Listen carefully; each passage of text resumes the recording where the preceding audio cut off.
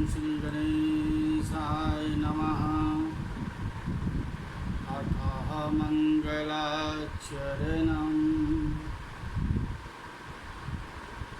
ओंकारबिन्दुसंयुक्तं नित्यं ध्यायन्ति योगिनः। कामदण्डं मोक्षदण्डं चैव ओंकाराय नमो नमः। नमन्ते ऋषियो देवा नमन्ते अपसहसां जना नरा नमन्ते देवेशं नकाराय नमो नमः। प्रवक्ता आधार पुरुषस्य नामः डॉक्टर कृष्ण नारायण झा, साहित्य व्याख्याता, जूठालाल संस्कृत महाविद्यालय मझोलिया, पश्चिमी चंपारणम, कक्षा यानी वर्गः शास्त्री प्रतिष्ठा तृतीय खंड अनिवार्य प्रथम पद। निर्धारित पुस्तक का नाम संस्कृत वाङ्मय का इतिहास, जो विश्वविद्यालय द्वारा 100 अंक की निर्धारित की गई है। शीर्षक, आज का शीर्षक है रामायण के रचनाकार। आज का शीर्षक है रामायण के रचनाकार। पूर्व कक्षा में उपजीव काव्य रामायण का मुख्य रस के बारे में जानकारी प्राप्त किए थे। आज का व्याख्यान में रामायण का मुख्य रस क्या है। रस तो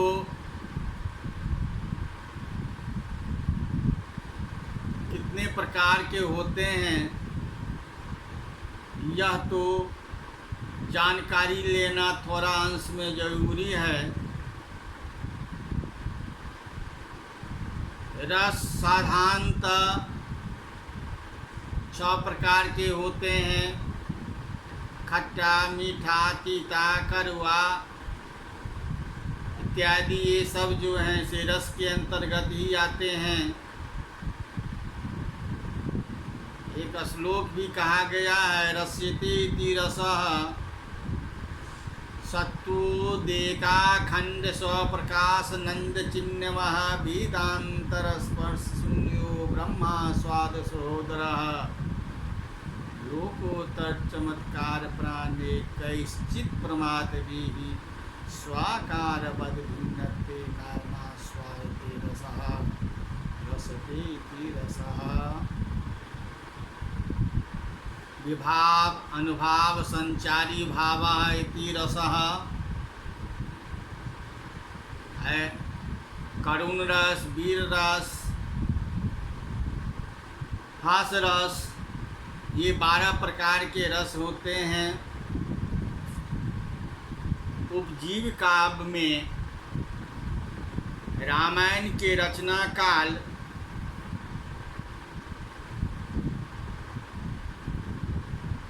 रामायण का रचना काल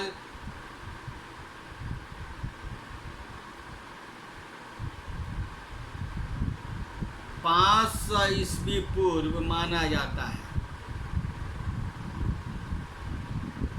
आज का विषय है,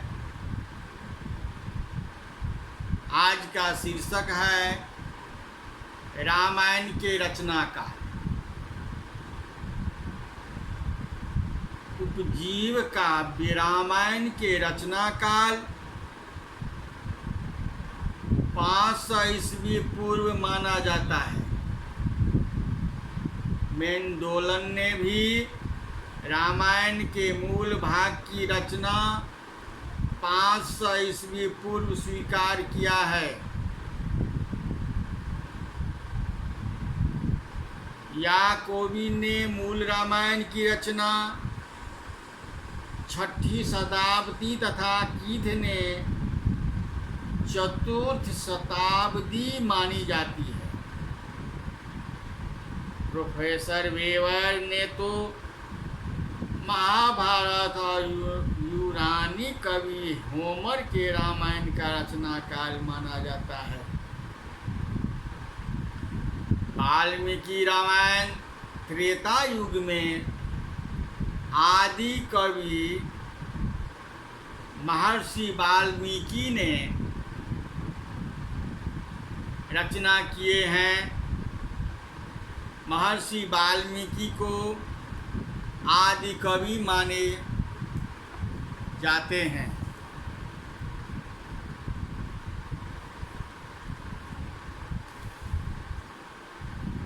श्री कृष्ण चैतन्य ने अपने ग्रंथ संस्कृत साहित्य का नवीन इतिहास में कहा भी है, प्रथम प्रतिभाशाली व्यक्ति महाकाव्य की सृष्टि के लिए अवतरित हुए थे, वे वाल्मीकि थे, जिन्होंने संसार को अपने महानतम अभिजात ग्रंथों की श्रृंखला में रामायण की भेंट दी। इस प्रकार डॉक्टर रामजी उपाध्याय का कहना है, संस्कृत साहित्य के प्रथम महाकवि वाल्मीकि हैं। इसलिए उन्होंने आदि कवि भी कहे जाते हैं। महर्षि च्यवन की परंपरा में वाल्मीकि ऋषि थे। उनका स्थान तत्कालीन महर्षियों में सर्वोच्च था। वाल्मीकि में लोक कल्याण की भावना अपरिमित थी। इस भावना से प्रेरित होकर उन्होंने लोक पथ प्रस्तुत बनाने के उद्देश्य में रामायण की रचना की थी। विचारों की जिस उदात्त पृष्ठभूमि पर राम कथा प्रतिष्ठित की हुई है, उनका उद्भव आदि कवि के हृदय से हुआ। इस प्रकार महर्षि वाल्मीकि को आदि कवि और उनकी काव्यात्मक वाल्मीकि रामायण को आदि कहा जाता है। वाल्मीकि रामायण का रचना काल असंदिग्ध है तथा विचारात्मक इस संबंध में अपने पितृ तथा मत विभिन्न विद्वानों ने की है। पाश्चात्य विचारकों ने तो रामायण के रचना काल के संबंध में अत्यंत विलक्षण कल्पनाएं की है। विद्वानों ने भी पाश्चात्य शिक्षा के भाववश अनुमानिक कल्पनाओं का भ्रमण निर्माण किया है।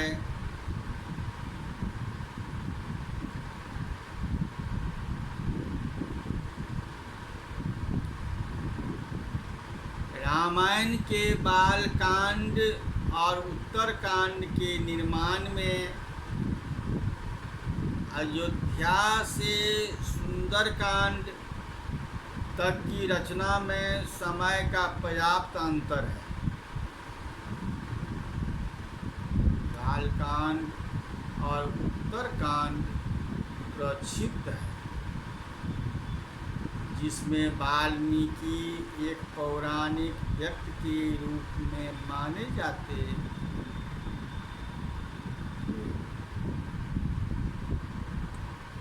इससे ज्ञात होता है कि वाल्मीकि कृत रामायण के बालकांड और उत्तरकांड नहीं थे।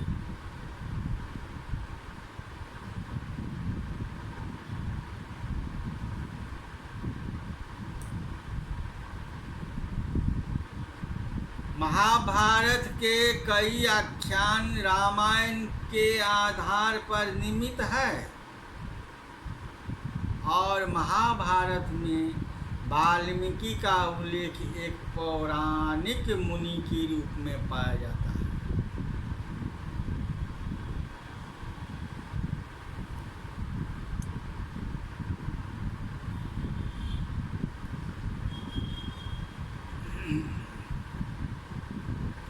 महाभारत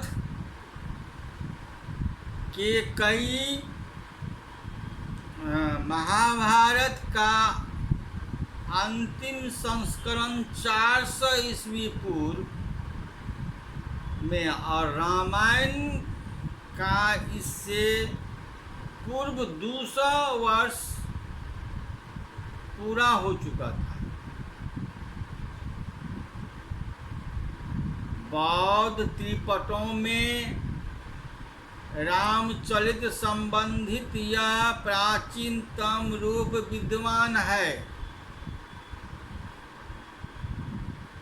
जिनको की चरणों में पहल आकर प्रचारित किया गया। रामायण की मूल कथा बौद्ध रूप के आविर्भाव से पूर्व है। उनकी रचना लगभग 500 वर्ष पूर्व में हो चुकी थी।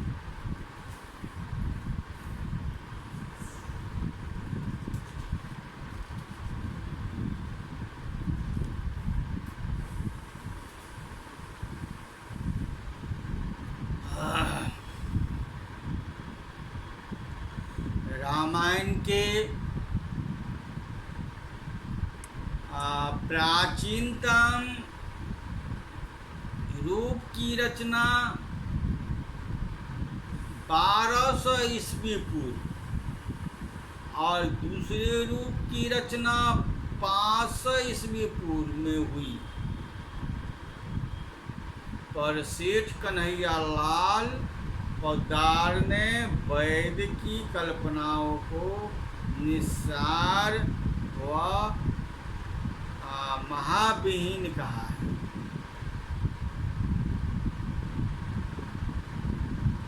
इस प्रकार स्पष्ट हो जाता है कि रामायण के काल निर्णय संबंधी विश्लेषण पर विद्वानों का विवाद लंबी अवधि तक बना रहा था। श्री चंद्रशेखर पांडे की भांति बलदेव उपाध्याय और श्री वाचस्पति गौड़ा ने भी इनका रचना काल 500 ईस्वी पूर्व माना है। बौद्ध साहित्य में एक सामान्य ग्राम पाटिल नाम दिया गया है।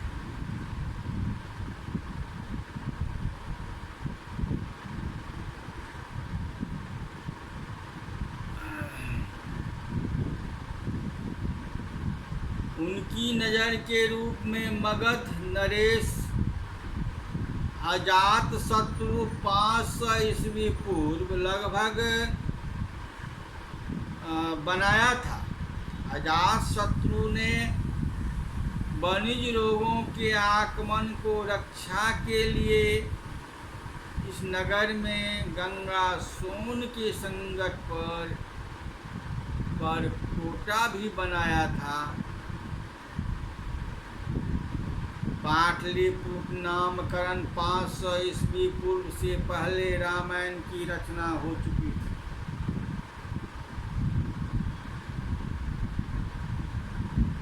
कौशल जनपद की राज प्रधानी रामायण में अयोध्या बताई गई है। जैन बौद्धों में साहित्य में उनका साकेत नाम दिया गया है। लव ने अपनी राजधानी श्रावंती वसाई थी। इस दृष्टि से यह सिद्ध हुआ है कि रामायण की रचना तभी हो चुकी थी जब कौशल जनपद को राजधानी शासकी अयोध्या में थी। बुद्ध के समकालीन कौशल नरेश की राजधानी की अवस्थिति थी। इससे विदित होता है कि रामायण निश्चित रूप से शाश्वती राजधानी की स्थापना से पहले की जा चुकी थी।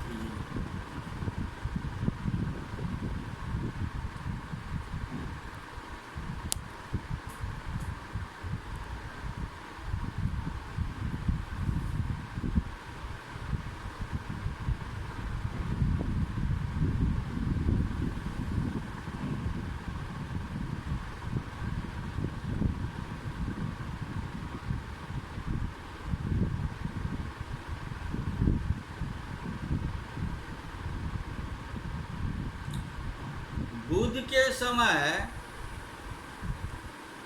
जिस वैशाली राजतंत्र का पर्याप्त उल्लेख मिलता है, रामायण में वह विशाला और मिथिला दो राजतंत्रों में विभाजित था। विशाला का तत्कालीन राजा सुमीत था।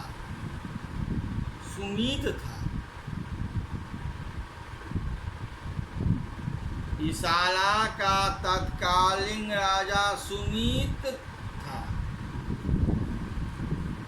उसका यह नामकरण राजा इक्ष्वाकु एवं रानी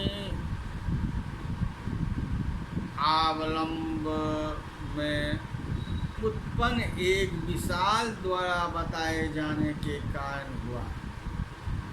इसी प्रकार मिथिला की रामायण की रचना तथागत बुद्ध से पहले हो चुकी थी।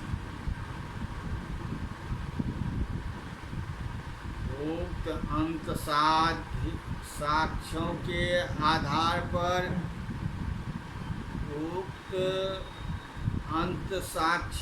आधार पर वाचस्पति गैरोना रामायण का रचना 500 ईस्वी पूर्व मानते हैं तथा बलदेव उपाध्याय ने अभ्यांतरिक प्रमाणों के साथ साथ बाह्य प्रमाणों के आधार पर ही वैदिक बौद्ध जैन धर्मों के संभाव से मर्यादा पुरुष माने जाते हैं।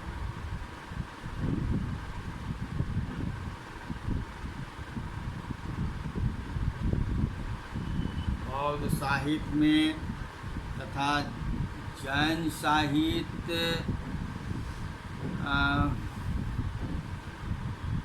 में राम कथा का निर्देश स्पष्ट किया जाता है।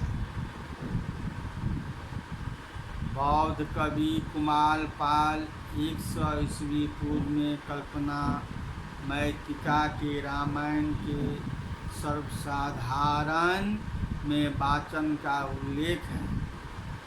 जैन कवि विमल भूमि ने राम कथा को उपमचर्य नामक प्राकृत भाषाओं के महाकाव्य में निर्बद्ध किया है।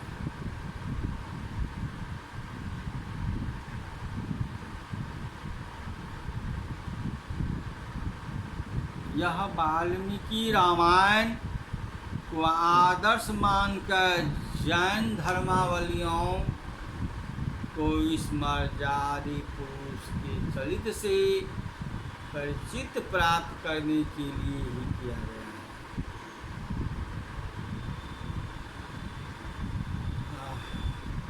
महाकवि यश घोष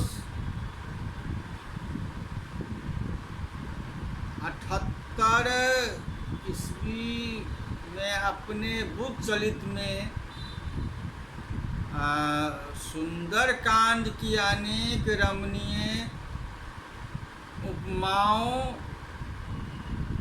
और उत्प्रेक्षाओं को निर्वध किया है। पौधों के अनेक जातकों में राम कथा का स्पष्ट निर्देश है। दशरथ जातक तथा राम कथा का पूरा व्याख्यान ही है, जिनमें एक श्लोक भी इस जातक में पाली के रूप में उपलब्ध होता है।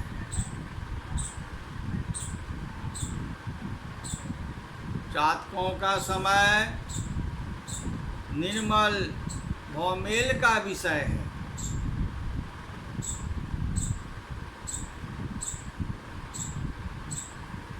इन बाहरी प्रमाणों के आधार पर रामायण तृतीय शतक ईस्वी पूर्व से पहले की रचना सिद्ध होती है।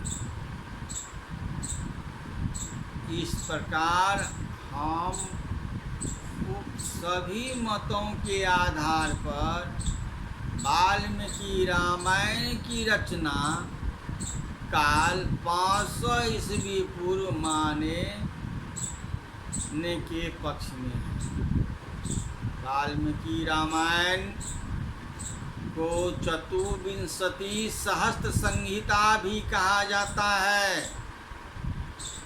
अर्थात इसमें 14,000 श्लोक हैं और चरित्र रघुनाथ अस्य शतकोटि प्रविस्तरम तथा ततः स वर्णयामास राघवः ग्रंथ कोटवी नामक उक्तियों से भी यह प्रतीत होता है कि वाल्मीकि रामायण की कथा को 100 करोड़ श्लोकों में निर्बद्ध किया था। यूँ तो वाल्मीकि रामायण की जो प्रतियां जब उपलब्ध होती है उनमें प्रायः 7 कांड और 24,000 श्लोक मिलते हैं।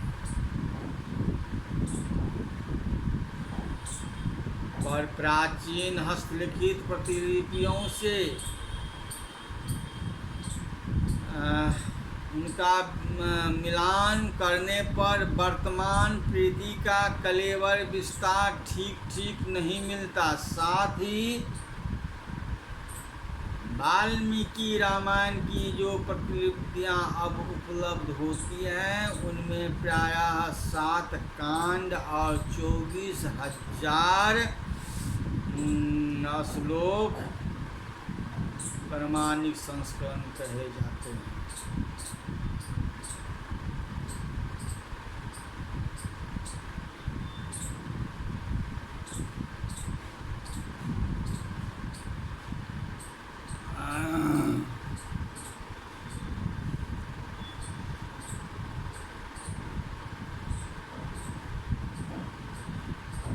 साथ ही रामायण की कथा का तुलनात्मक विशेष करके इसमें विभिन्न प्रसंगों का ऐतिहासिक संरक्षण करके विद्वानों ने यह मत भी प्रकट किया है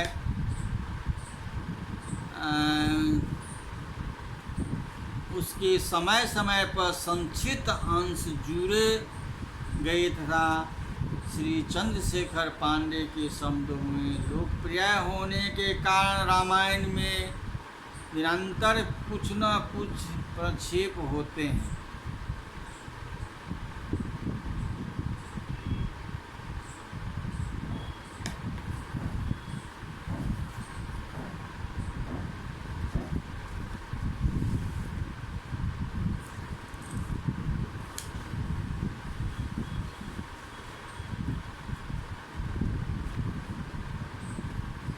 वाल्मीकि रामायण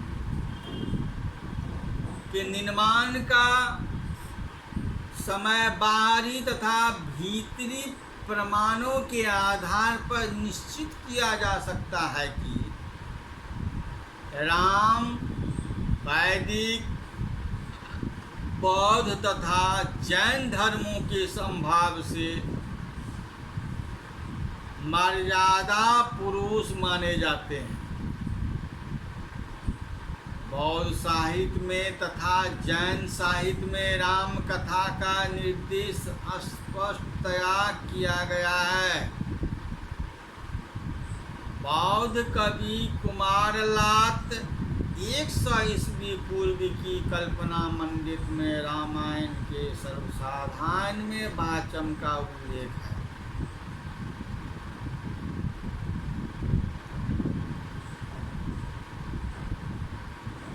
विमल सूरी ने इस काव्य की रचना महावीर की मृत्यु से 530 वर्ष के अंतर्गत लगभग 62 ईस्वी में की। इस काव्य वाल्मीकि रामायण की आदर्श मानकर जैन धर्मावलंबियों ने इस मर्यादा पुरुष के छवि से परिचय प्राप्त करने के लिए लिखा गया है। महाकवि अशोक 78 ने अपने बुद्धचरित में सुंदरकांड की अनेक रमणीय उपमाओं और अपेक्षाओं को अपने बुद्धचरित में सुंदरकांड की अनेक रमणीय उपमाओं और अपेक्षाओं को निबद्ध किया है।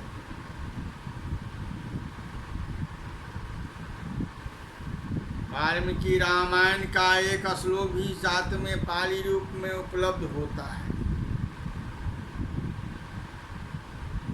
अपनी कथाएं इससे पूर्व इस देश में प्रचलित थी।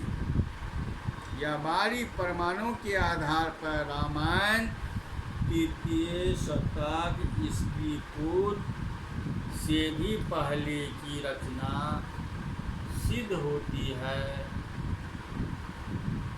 आज का पाठ यही समाप्त करते हैं। इति संपूर्णम।